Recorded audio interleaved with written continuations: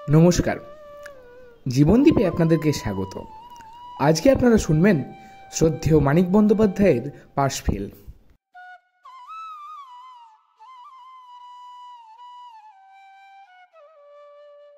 খবরের কাগজে খবর বেরিয়েছে যে একটি ছেলে আত্মহত্যা করার জন্য বিষ খেয়েছিল।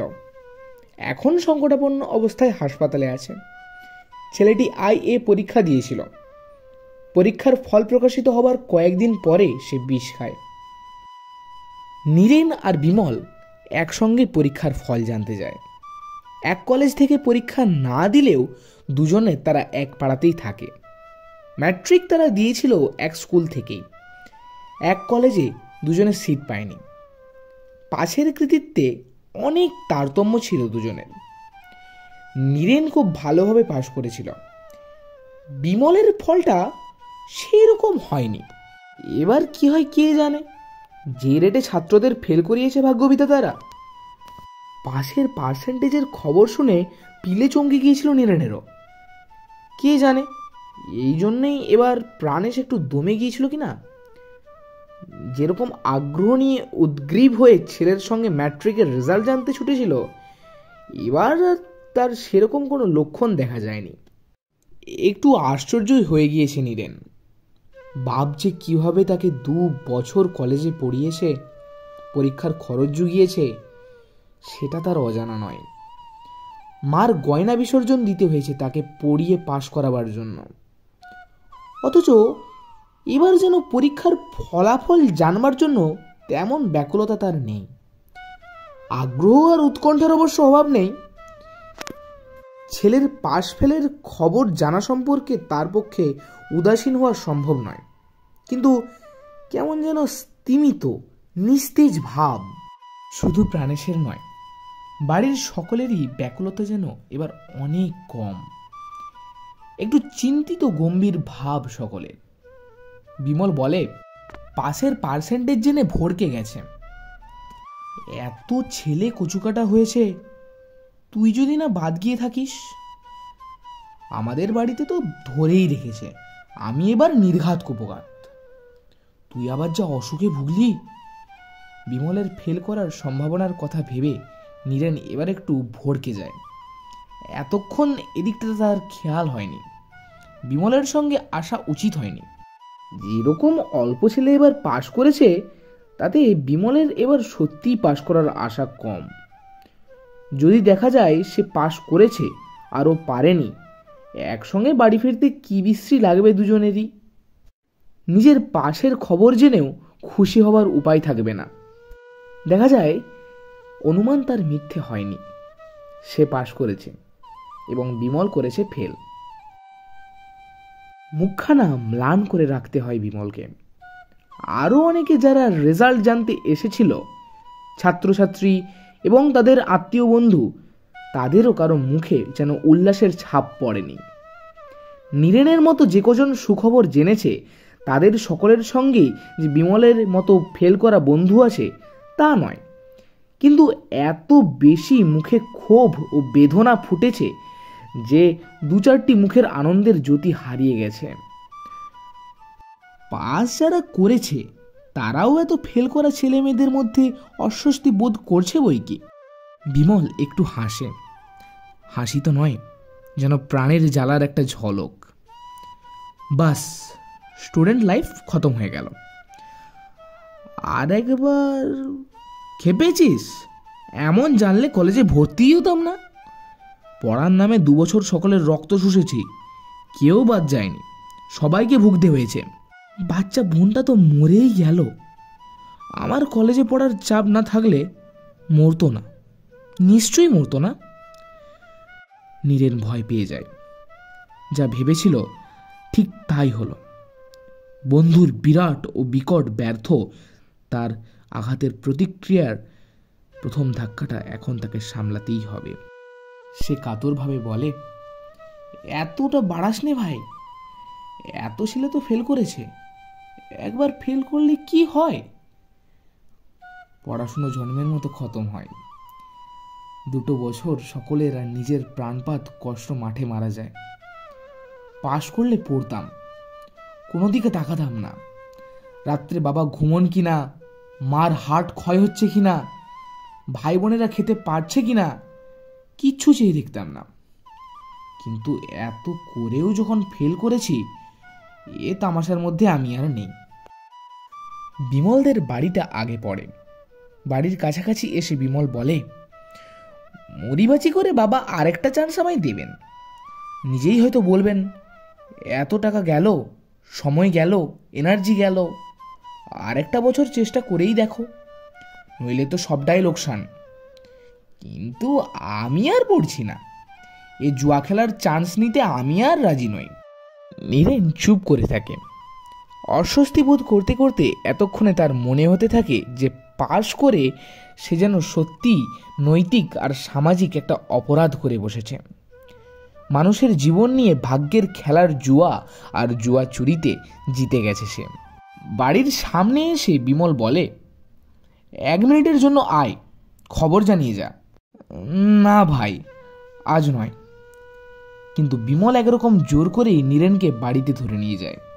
সাগুর সসপ্যান উনুন থেকে নামিয়ে রান্নাঘর থেকে বিমলের মা আন্দেক সাবান মাথা ছেঁড়া ভিজা শাড়িটা তাড়াতাড়ি শতজীর্ণ ভিজা সেমিস্টার ওপর জড়িয়ে থাকা ফাঁকা কলতলা থেকে বিমলের 17 মাস বয়সে বড় অবিবাহিতা দিদি এবং এদিক ওদিক থেকে বিমলের ভাই বোন আর বাড়ির অন্যান্য ভাড়াটেদের 2-4 জন মেয়ে পুরুষ এসে তাদের ঘিরে দাঁড়ায়। বিমল বলে, আমি ফেল করেছি মা, নীরেন পাশ করেছে। ভূপেন 3 দিন ধরে শয্যাগত ছিল। সে ছেলের গলার আওয়াজটাই শুনতে পেয়েছিল, কথা বুঝতে পারেনি। চেঁচিয়ে বলে, বিমল এসেছে নাকি? ফেল করেছে তো? বিমলের 17 মাস বয়সের বড় দিদি, বিমলের কলেজে পড়ার খরচ জোগাবার অজুহাতে যার বিয়ে স্থগিত রেখে আসা হয়েছে এ পর্যন্ত, সে নীরেনকে বলে, তুমি পাশ করেছ? আমাদের খুশির সীমা রইল না, খাইয়ে দিতে হবে কিন্তু, এই বলে রাখলাম। বিমলটা ফেল করেছে তাতে।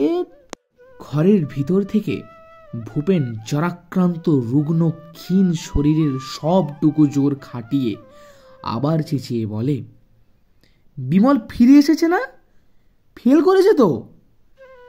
বিমলের মা তাকে খবর জানাতে ভিতরে যায়। ফেল করা অভিমানী ছেলের সঙ্গে যেন বুঝে শুনে কথা বলে, এ বিষয়ে তাকে সাবধান করে দিতে যায়। বিমলের দিদি নীরেনকে বলে, বিমলটা ফেল করেছে তাতে আর হয়েছে কি বলো? অমন ঘরে ঘরেই তো ফেল করছে। ফেলটাই যখন বেশিরভাগ ছেলে করছে, তখন ফেল বলাতে লজ্জার কি আছে? তুমি বরং বাড়ি চলে যাও, সবাই তোমার পাশের খবর জানতে উতলা হয়ে আছে। মাসিমাকে বলো যেন মিষ্টি আনিয়ে রাখেন। বিমল বলে, আমার সান্ত্বনা দিতে পাশ ফেল সব সমান করে দিলে যে দিদি? না, সমান কখনো হয়? বলছি, আজকাল ফেল করাটাও দোষ নয়, লজ্জারও নয়। বিমলের মা বলে, না পারলে উপায় কি? এ বাড়ির অন্য ঘরের ভাড়াটে কমলবাবুর স্ত্রীর সঙ্গে বিমলের দিদির খুব ভালো আলাপ আছে। সে সমর্থনের সুরেই বলল, তা নয় তো কি, আমার ভাই আর ভাগ্নে দুজনেই ফেল করেছে। সকলে সহজ করে দিতে চায় বিমলের ব্যর্থতার ক্ষোভ, মুছে নিতে চায় তার প্রাণের জ্বালা। তার মধ্যেই ফুটে বেরোয় সকলের ভয় আর উদ্বেগ। বিমল চিরদিন বড় অভিমানী ছেলে, চিরদিনই একরোখা।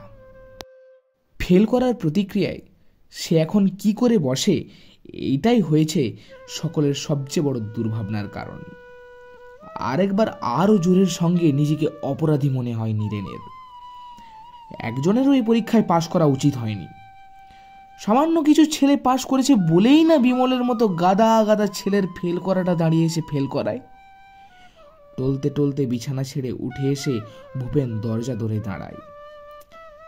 নীরেনকে সে চোখেও দেখতে পায় না। সে পরের ছেলে, যদিও প্রাণেশ তার অনেক দিনের পুরনো বন্ধু, এবং নীরেন সেই বন্ধুরই ছেলে। সকলে মুখের দিকে তাকায়। কেউ কিছু বলার আগেই শান্ত গম্ভীর গলায় বিমলের বাবা বলে, বিমল, ফেল করেছিস তো? বেশ করেছিস। বৈঠকখানা বলে কিছু নেই। বাইরের সরু রোয়াকে দাঁড়িয়ে প্রাণেশ এক মাঝবয়সী ভদ্রলোকের সঙ্গে কথা বলছিলাম। তারই অফিসেরই সুজনবাবু। তাকে দেখে নীরেন একটু আশ্চর্য হয়ে যায়। প্রাণেশ যে আপিস যায়নি তার মানে বোঝা কঠিন নয়। ছেলের পরীক্ষার খবরটা সদ্য জানার জন্য একটা দিন অফিস সে কামাই করেছে। কিন্তু সুজনও আপিস কামাই করে তার বাবার সঙ্গে গল্প জুড়েছে কেন? সুজন প্রশ্ন করে, কি খবর হে? একা বাড়ির কাছে এসে এতক্ষণে নীরেন মুখে একটু হাসি খুশি ভাব আনতে পেরেছিলাম।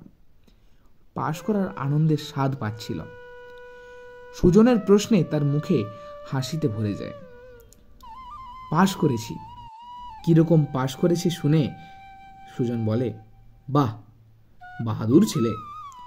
এই ফেলের বাজারে এত ভালোভাবে পাশ করা তো সোজা ব্যাপার নয়। প্রশংসার লজ্জায় নীরেন মাথা নামায়। এতক্ষণে সে প্রথম অনুভব করতে পেরেছে পরীক্ষা পাশের রোমাঞ্চ। 2 বছর গরিবের ছেলের প্রাণপাত কষ্ট করে সফল হওয়ার উত্তেজক সুখ। বিমল ফেল করে শুধু তাকে দমিয়ে রাখেনি এতক্ষণ, কেমন হতাশায় প্রাণ ভরে দিয়েছিল। আশা আর স্বপ্নে আবার উজ্জ্বল হয়ে ওঠে ভবিষ্যৎ। কিন্তু প্রাণেশ কিছু বলে না কেন? প্রাণেশ হাসি ও গর্বে উজ্জ্বল হয়ে ওঠে না কেন? বিমল পাশ করতে পারেনি বাবা। প্রাণেশ আফসোস করে না, সংক্ষেপে বলে, পারেনি? পাশ করেই বা কি করতো? বাপের মন্তব্য শুনে নীরেন থ বনে যায়। যে ছেলে সদ্য ভালোভাবে পরীক্ষা পাশের সংবাদ নিয়ে এসেছে তাকে এমন কথা শোনানো! বিমলের ফেল করা আর ছেলের পাশ করা ব্যাপারটাই যেন বিশেষ কোনো মূল্য নেই প্রাণেশের কাছে, অথচ তাকে পাশ করানোর জন্য সে গায়ের রক্ত জল করেছে। সুজনের কাছে পেলেও বাপের কাছে ঠিকমতো অভিনন্দন না পেয়ে নীরেন একটু ক্ষুণ্ণ হয়েই ভেতরে যায়। সেখানে অবশ্য তার অভ্যর্থনা জোটে দিগ্বিজয়ীর মতোই ছোট ভাই বোনদের কাছে। সকলে তারা হইচই চেঁচামেচি শুরু করে দেয়। 13 বছরের বোন রেখা উঠানে গিয়ে চেঁচিয়ে উপরতলায় খবর পাঠিয়ে দেয়, বকুলদি, ও বকুলদি, দাদা পাশ করেছে। 1 মিনিটের মধ্যে উপরতলার ভাড়াটে দীনেশের মেয়ে বকুল নেমে আসে। এবার সে ম্যাট্রিক দিয়েছে। হাসি মুখে হাতটা নীরেনের দিকে বাড়িয়ে বলে, ছুঁয়ে দাও, পাশের ছোঁয়াচ লাগিয়ে দাও। ছোঁয়া লেগে আমিও যদি উতরে যাই। মা এতক্ষণ কথা বলেনি। তার মুখের হাসি আর চোখের গর্বভরা চাউনিতেই নীরেনের প্রাণ ভরে গিয়েছিল। তবু সে অনুরাগ দিয়ে বলে, তুমি তো কিছুই বললে না মা। কি আর বলবো, আমি তো জানতাম তুই পাশ করবি। আমার গয়না ধার নিয়েছিস, পাশ করে শোধ দিবি না? সকলের সামনে তার গয়না বিক্রির কথা বলায় নীরেন ক্ষুব্ধ হয়। সত্যই একদিন সে কি শোধ দেবে না মায়ের গয়না? নিজের ভবিষ্যৎ গড়ে নিতে পারলে মায়ের সুখের ব্যবস্থা কি করবে না সে সকলের আগে? আজকের বিশেষ দিনটিতেও গয়না দিতে হওয়ার কথাটা মা পর্যন্ত ভুলতে পারে না। যেটুকু আনন্দ আর উত্তেজনা জেগেছিল বাড়িতে পাশ করার খবরে, এত কষ্টে তাকে পাশ করানোর জন্যে কত তাড়াতাড়ি সেটা ঝিমিয়ে নিস্তেজ হয়ে এসে একেবারে ফুরিয়ে যায়। নীরেন ভেবেছিল প্রাণেশ ভেতরে এলে তার ভবিষ্যৎ নিয়ে একটা চোট জল্পনা কল্পনা করবে, কিন্তু প্রাণেশ ঘরে এসে বিছানায় শটান শুয়ে পড়ে। ছেলের সম্পর্কে তার কথা বলবার কোনো উৎসাহই আর দেখা যায় না। তার মা বলে, সুজনবাবু কি বলল, মাইনে বাড়িয়ে দেবে? প্রাণেশ বলে, আজ তো শুধু টোকেন স্ট্রাইক হলো, এরপর কি হয় দেখা যাক। তাই বটে, পাশ ফেলের চিন্তায় মশগুল হয়ে থাকা নীরেন তো প্রায় ভুলেই গিয়েছিল যে তার রেজাল্ট জানার আগ্রহে প্রাণেশ অফিস কামাই করেনি। আজ তার অফিসে স্ট্রাইক, কিন্তু তাই বলে তার বিষয়ে কথা বলা কি বারণ? আজও শুধু দেনা আর সংসারের অভাব অনটনের কথাই হবে দুজনের মধ্যে। রেখা আজ সকালেও কান্নাকাটি করেছে। তার একটাও আস্ত জামা নেই। মুদি দোকানে কিছু টাকা না দিলে এবার হয়তো গলায় গামছা দিয়ে অপমান করবে। মাসকাবারে একটা পাঞ্জাবি না করলে আর আপিস করা সম্ভব হবে না প্রাণেশের। আজও চলবে চিরদিনের এই একই কথার পুনরাবৃত্তি। নীরেন নিজেই বলে, জানো, বাড়িতে একটু হেল্প পেলে আমি হয়তো একটা প্লেস বাগাতে পারতাম। নিজে নিজে পড়ে হয় না। প্রাণেশ আর নীরেনের মা কথা বন্ধ করে এক মুহূর্ত ছেলের মুখের দিকে চেয়ে থাকে। দুজনেই দীর্ঘ নিঃশ্বাস ফেলে একসঙ্গে। অভিমান পাক দিয়ে ওঠে নীরেনের মধ্যে। এদের যখন আগ্রহই নেই, থাক, যার আগ্রহ আছে তার সঙ্গেই আলোচনা করা যাক। আজ পাশ করার মধ্যে তার কোন নতুন ভবিষ্যৎ সূচনা হলো। ওপরে গিয়ে সে বকুলের সঙ্গে কথা বলে। বকুল সাগ্রহে তার কথা শুনে। বিয়েতে সে আরো ভালো রেজাল্ট করবে। এবার আর একটু শক্ত হবে, লোককে বুঝিয়ে দেবে যে উঁচু দিকের পরীক্ষায় কোনো ছেলে যদি ভালো রেজাল্ট করতে চায় তাহলে সংসারের 10টা বাজে কাজের ঝামেলা তার ঘাড়ে চাপালে চলে না। বকুল বললে, সত্যি। বিকালে নীরেন পাড়ার চেনা লোকের বাড়িতে যায়। যে বাড়ি থেকে কেউ পরীক্ষা দিয়ে ফেল করেছে সে বাড়ি বাদ দিয়ে পরের দিনটা আত্মীয় স্বজনের বাড়ি ঘুরে কাটায়। বাড়িতে যে উদাসীনতাটা তাকে ব্যথিত করেছিল সেটা কেটে যায় বাইরের মানুষের সাদর অভিনন্দনে। ট্রামবাসের খরচের জন্য একটা টাকা চাওয়ায় প্রাণেশ যে কড়া কথাটা বলেছিল তার দুঃখও তলিয়ে যায় 10 জনের প্রশংসা শুনে এবং 10 জনকে নিজের ভবিষ্যতের পরিকল্পনা শুনিয়ে। দিন তিনেক পরে প্রাণেশ তাকে বলে, তুমি বড় হয়েছ, সংসারের কথাটাও এবার তোমায় একটু ভাবতেও হয়। কি দিনকাল পড়েছে বুঝতেই তো পারো। এটা কিসের ভূমিকা সেটা না বুঝতে পেরে নীরেন চুপ করে থাকে। প্রাণেশ বলে, বিমল চাকরির চেষ্টা করছে, তোমারও এবার একটা রোজগারের চেষ্টা দেখতে হবে, নইলে আর যে চলে না। আর পড়াবে না আমায়? আর্তনাদের মতো শোনায় নীরেনের কথাটা। কোত্থেকে পড়াবো? আয়ে পড়াতেই তো দেনা করেছি, তোমার মায়ের গয়না বেচেছি। বিয়ে পড়াবার ক্ষমতা কি আর আছে আমার? মাথায় যেন বজ্রাঘাত হয় নীরেনের। জগৎ যেন হয়ে যায় অন্ধকার, ভবিষ্যৎ জীবন হয়ে যায় অর্থহীন। ঘরের কোণে তার পড়ার টেবিলটির সামনে চুপচাপ বসে সে কাটিয়ে দেয়। বিকেলে বকুল এসে সব শুনে বলে, সর্বনাশ, তবে কি হবে? তার প্রশ্নের জবাব দিতেই যেন রাত্রে নীরেন বিষ খায়। নীরেনের আত্মহত্যার জন্য বিষ খেয়ে হাসপাতালে যাওয়ার খবরটাই যেন কাগজে বেরিয়েছে। পরীক্ষার ফল বার হবার 3 দিন পরে সে যে বিষ খেয়েছে এই কথাটাও উল্লেখ আছে খবরে। কিন্তু নীরেন যে ফেল করেনি, পরীক্ষায় খুব ভালোভাবে পাশ করেছিল, এটা খবরে লেখা ছিল না।